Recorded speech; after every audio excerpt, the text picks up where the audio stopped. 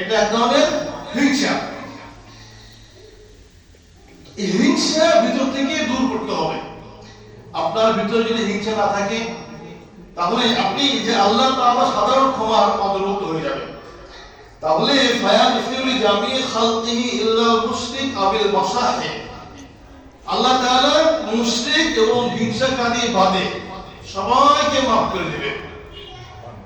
তাহলে আমার আপনার ভিতরে যে হিংসা থাকে, শিরকিয়াত থাকে, তাহলে সারা ইবাদত বন্দি করলেও আল্লাহ তাআলা সাধারণ ক্ষমার অন্তর্ভুক্ত হব না যতক্ষণ না খাস দেবে আল্লাহ তাআলা তওবা করা না হয়।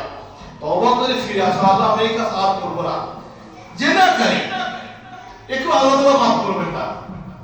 যদি সে তওবা করে ফিরে আসে আল্লাহ মাফ করবে। পিতামাতার অবাধ্য সন্তান, এটা আমাদের সমাজে খুব বেশি। পিতামাতার অবাধ্য সন্তান, সব